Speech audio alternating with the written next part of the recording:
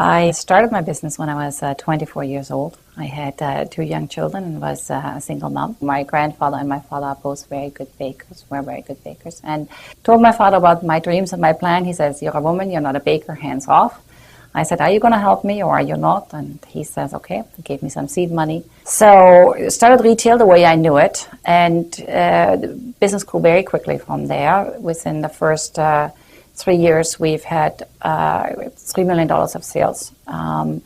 And I did a third of the volume in the beginning of the week, 2/3 towards the end of the week with the wholesale that had to come. People wanted the product. We started having trucks. We started selling fresh product to restaurants, hotels, supermarkets, that sort of thing.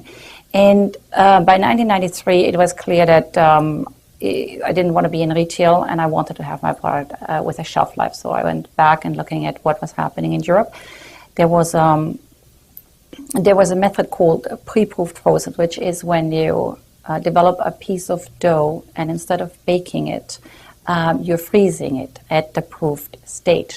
So anybody who's a baker or has done some home baking, you know when your product is ready to go in the oven, instead of in the oven, you put it in the freezer. You do that usually at about 80% of proofing.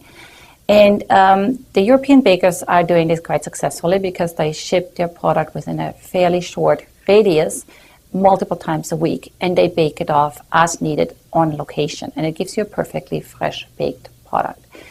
As it turned out, that it wasn't working for Canada and North America because of our deliveries and our distances and how the whole distribution system worked.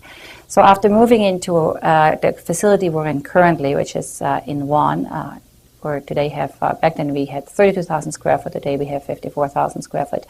And we started constructing this, bought new equipment. It got all perfectly engineered for pre-proofed frozen, except for halfway through construction, I realized this is not what the market wanted and had to switch horses for heavier equipment to get into par-baked frozen, which is when your product is finished baked. Par-baked is a bit of a misleading word. It's you cannot bake bread twice. It's like pudding. You have to bake it the first time right. It cannot recover if it's still doughy on the inside. So what you do is you're baking it with a soft crust. Initially, that was the way. We had to bake it quite white with a soft crust and then freeze it, let it cool slightly, and then freeze it, blast freeze it immediately after to conserve all the moisture and all the freshness. And what the retailers and the food service operators are doing is they're putting it back in the oven and they're crusting it up, freshening it up, and then serving it this way or selling it that way. It evolved quite a bit over the last, since in the mid-90s, late 90s, from this anemic-looking white, soft-crusted product to now the hard crust, the gum-pleating sort of European bread that is widely available in Canada and the US, that's shipped frozen from manufacturers such as myself into retailers that put it back in the oven, put it in paper bag, and the consumer thinks that it's made from scratch on premises, which it isn't. And in the food service side of it as well, the distributors are getting frozen baguettes, frozen rolls for hotels, for restaurants, and they are either putting it in an oven, crisping it up, heating it up, or serving it just cold.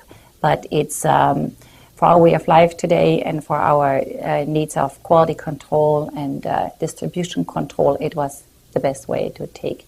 And I'm very proud to be part of this industry. I love baking. I love bread, and I have great people. I've been able to retain a lot of people for many, many, many years, and we're growing together, and it's a great business. So I encourage anybody who has entrepreneurial dreams to get out there and make them real, because it's worth it. And Canada is a fabulous country to do it with.